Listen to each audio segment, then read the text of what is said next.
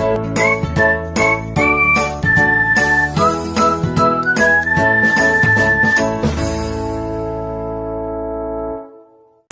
day everyone, I'm your Mr. Etienne and welcome back to my channel. For today's video, we are going to have the operations on decimals. So we will start with addition and subtraction of decimal numbers. Let's start. So we are going to have the example number 1. 3 and 25 hundredths plus 2 and 3 tenths minus 1 and 301 thousandths. So in adding or subtracting decimal numbers like this, we need to see to it that the digits with the same place value are aligned in a column like this. So this is the 3 and 25 hundredths, the 2 and 3 tenths. So since this is the decimal point, this is your 3 and this is your 2. This decimal point should be aligned, okay? Then later on we are going to subtract the sum of this into this. Okay, so we need to get the sum first before we subtract. Okay, so adding this, so this is 0. 2 and 30 hundredths is also the same with 2 and 3 tenths. So 5 plus 0 is 5. We can also, there's no need also for you to write the 0 here or just bring down 5 there. 2 plus 3 is 5 again. This is the decimal point. 3 plus 2 is 5. Oh, it's 555. So the answer is 5.55 or 5 and 55 hundredths. Okay, so some people are reading this as 5.55 because it's easier way to read on that way, but it should be 5 and 55 hundredths. Okay, so after that, from 5 and 55 hundredths, we are going to subtract 1 and 301 thousandths. Okay, so after that, okay, so there is a missing number there. We need to write 0. Since 5 and 550 thousandths is also 5 and 55 hundredths. That's the same. So, okay, so 0 minus 1 cannot be. This will become 10. This will become 4. Okay, so let's do the subtraction once again. 10 minus 1 equals 9. 4 minus 0 is 4. 5 minus 3 equals 2. Bring down the decimal point, and 5 minus 1 equals 4. So the answer, or the final answer, we have 4 and 249 thousandths. So if we are going to use this calculator just for a quick check, let us see what will happen. Okay, so in our given we have 3 and 25 hundredths plus 2 and 3 tenths equals, and then subtract 1 and 301 thousandths. So the answer is 4 and 249 thousandths. 4 and 249 thousandths. So we've got the same answer. Okay, let's go to the next example. Okay, example number 2. So how will you read this? 98 hundredths plus 12 and 6 tenths plus 1 and 784 10,000ths plus 295. So this is a whole number and its decimal point is in here. Okay, so again, the first thing that we need to do is to see to it that the digits with the same place value are aligned in a column. Well, this is the 0 and 98 hundredths, the 12 and 6 tenths. This is the point, the decimal point. This is your 12 and this is your 6. Okay, another one, 1 and 10 thousandths. So just align the decimal point and then write all the decimal part Okay, 784, and the whole number part. And then 295, since this is the decimal point, and 295 should be on the whole number part. Okay, so the remaining numbers, or on this part, this can be 0, but it's alright if we are going to disregard it, since the operation is only addition. But if it is subtraction, we need to replace the missing number there. We need to replace it by 0. Okay, so bring down 4, bring down 8. So as you can see, 8 and 7 are being aligned. So add them. 8 plus 7 equals 15. This is your 1. Okay. Then 1, 9, 6, 0 are aligned. So let's add them. 1 plus 9 is 10, plus 6 is 16. 16. This is your 1. Then write the decimal point. So 1, 0, 2, 1, and 5 are aligned. Add them. 1 plus 2 is 3, plus 1 is 4, plus 5 is 9. Then 1 and 9. 1 plus 9 equals 10. Okay, then 1 plus 2 equals 3. So the answer is 309 and 6,584 ten thousandths. So again, let us use this just to check if our answer is correct. Okay, so we have 98 hundredths plus 12 and 6 tenths plus 1 and 784 ten thousandths plus 295. So as you can see, our answer is 309 and 6,584 ten thousandths. So our answer is correct. Let's go to the multiplication of decimal numbers. Okay, example number 3. So we have the multiplication of decimal numbers. So this is read as 2 and 85 hundredths multiplied by 5 tenths. So in multiplying decimal numbers, let us just imagine that they are just whole numbers. Okay, so we are going to multiply them as if they are whole numbers, and then just count the decimal places of the factors and affix it in the product. So in our case, there are 3 decimal places here. 2 for 2 and 85 hundredths, 1 for 5 tenths, so 2 plus 1 equals 3. 3 decimal places.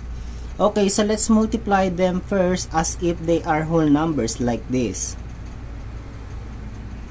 Okay, so multiplying them, 5 times 5 equals 25. 5 times 8 equals 40 plus 2, 42.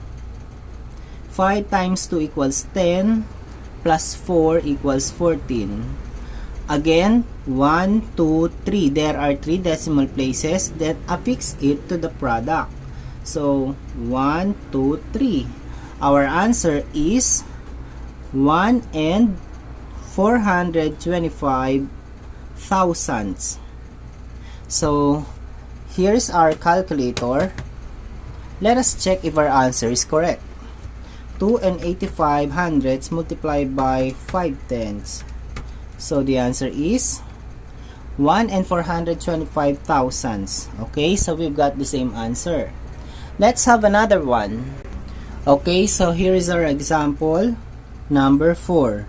300 multiplied by 2 and 35 hundredths. So there's no decimal point on the there's no decimal part for 300 since it's a whole number. So let's just imagine that they are both whole numbers. So multiply 300 and 235 like that. Okay, so 5 times 0 equals 0. 5 times 0 is also 0. 5 times 3 equals 15. So let's go for 3. 3 times 0 equals 0. 3 times 0 equals 0. 3 times 3 equals 9. And then for 2, 2 times 0 is 0, 2 times 0 again is 0, 2 times 3 equals 6. So add all the partial product. So we have 0, bring down 0, 0 plus 0 is 0, 5 plus 0 plus 0 is 5, then 1 plus 9 equals 10, then 1 plus 6 equals 7. Okay, then count all the decimal places from the factors. So 0 decimal places here since it's a whole number, and then so there are 2 decimal places here. So 0 plus 2 equals 2. So from the right, move the decimal point 2 times to the left. 1 and 2. 1, 2. So therefore, the product of this is 705 only, since 0.00 is useless. Therefore, our final answer is 705. So let us use our calculator for a quick check. So again, we have 300 multiplied by 2 and 35 hundredths. The answer is 705. We've got the same answer. So let's go to the division of decimal numbers. Okay, so here we go with the division of decimal numbers. So let's have the example number 5. Okay, so we have 200 divided by 5 tenths. By the way, this notation can be written like this: 200 over 0.5. Okay, and this is what we call the vinculum. This division bar is called the vinculum. If this is your obolus, this is your vinculum. We can also write this 200, okay, like this: 200, then with slash, division slash, 5 tenths. So this symbol is called as the virgule. Once again, this is the obolus, the vinculum, and the virgule, which means division. Okay, so the first part is called as the dividend. This is the dividend, this is the dividend. The other one is called as the divisor. This is the divisor, this is the divisor. Okay, so once again, we are trying to divide 200 and 5 tenths. So in dividing decimal numbers, we need to make our divisor to be a whole number. But how are we going to make it a whole number? As you can see, there is only one decimal place in our divisor.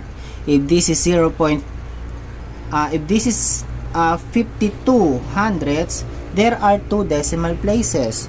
So since there is only one, we need to multiply it by a power of 10 in which there are 1 0. Okay, so the number of 0 corresponds to the number of the decimal places of the divisor. If this is 51 hundredths, we need to multiply it by 100 because there are 2 decimal places, so we need to have 2 zeros. So if we are going to multiply the divisor by 10, of course, we need to multiply it also. We need to multiply the dividend also by 10, since 10 over 10 equals 1. So if we are going to multiply 1 by this number, of course, we will get the same number. So, but our purpose here is to make our divisor to become a whole number. So let's do the multiplication. 200 multiplied by 10 equals 2000. Okay, and then 5 tenths multiplied by 10, just move it to the right. Let's move the decimal point to the right 1, since there's only 1 0, so it will become 5. Okay, so if you will use your calculator, we have 5 tenths multiplied by 10 become 5. This will give you 5. Okay, so we can now divide it as if they are whole number. Since they are both whole numbers, we can easily find its quotient.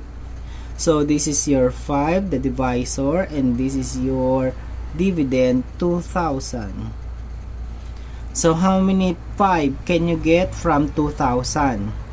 So if you can find it easily, how many 5 can you have in 20? So there are 4. 4 times 5 equals 20, then subtract. So 20 minus 20 equals 0, then the remaining zeros there, just put it on the quotient. Then subtracting it, 400 times 5 equals 2,000. So the difference is 0. So therefore, the final answer is 400.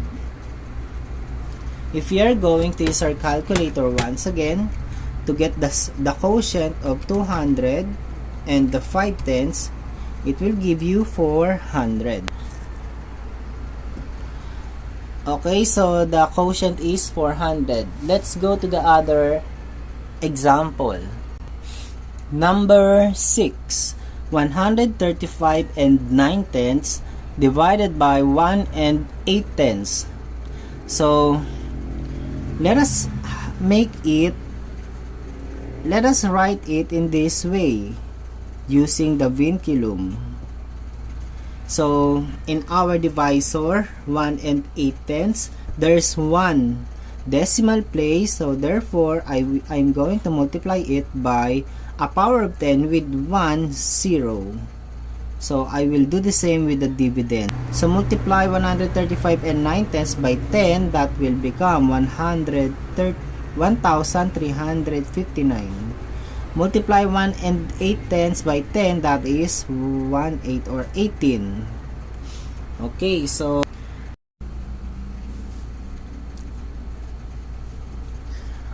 so how many 18 can you get from 135? So we can get 7, and 7 multiplied by 18 is 126. Then subtract. 135 minus 126 equals 9. Bring down 9. So how many 18 can you get from 99? Okay, so we can get 5. 5 times 18 equals 90. Subtract. So 99 minus 90 is 9. So write the decimal point, then add 0, bring down 0. So how many 18 can you get from 90? 5. Multiply 5 and 18, that is 90. So since it's already 0, the quotient is 75 and 5 tenths. This is our final answer. So let us use our calculator for a quick check. So what are those? We have 135 and 9 tenths divided by 1 and 8 tenths. So the answer is 75 and 5 tenths. Okay, so let's have the last example. Okay, for the last example, number 7. 3 and 875 thousandths divided by 1 and 25 hundredths. So again, we can write it in this way. So 3 and 875 thousandths using the vinculum. So over 1 and 25 hundredths. So as you can see, our divisor is not a whole number.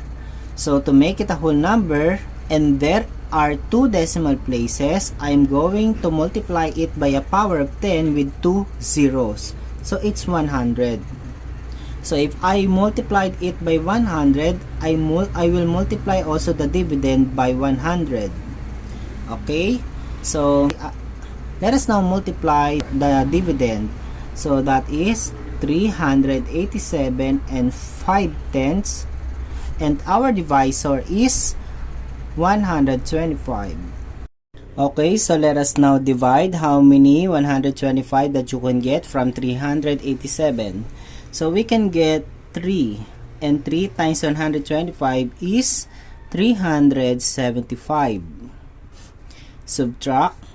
So this is 2, this is 1, then bring down 5. So how many 125 from 125? So exactly 1. 1 multiplied by 125 is 125. Then subtract, that is 0. So since the remainder is 0, and there is 1 decimal place there, move the decimal point once to the left. So that is 3 and 1/10. So we have another method in dividing this kind of decimal numbers. If you're going to multiply since the dividend has 3 decimal places and the divisor has 2 decimal places, and 3 is greater than 2, we're going to multiply it by a power of 10 with 3 zeros. So since 3 is higher than 2, okay, so 1, 2, 3, and 1. So in short, we will multiply it both sides by 1,000. Okay, so if we will multiply the dividend, that will be 3,875, and in our divisor, that will be 1,250. And we divided it already. The answer is 3 and 1/10. So this is our answer. You can also do that. Okay.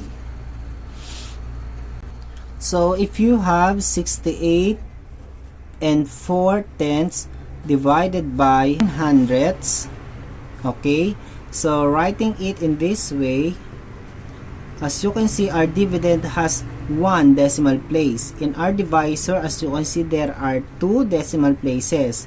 2 is higher than 1. So I am going to multiply it with a power of 10 that has 2 zeros. Okay, so I will multiply it also, the dividend, by 100. Multiplying the dividend, that will give us 6,840, and this one will become 1, 2. It's 9. Okay, so dividing it like this, so there are 7, multiply it, 63, subtract, that is 5, bring down 4. How many 9 can you get from 54? It's 6. Multiply by 9, that is 54, and this is 0. Just add 0 there for this. So the answer is 760. Okay, so that's all for today. I hope you enjoyed learning about operations on decimals. And before I end up my video, I would like to give my special thanks to Mr. Eldrin Dalican, and I hope you learned something. Goodbye!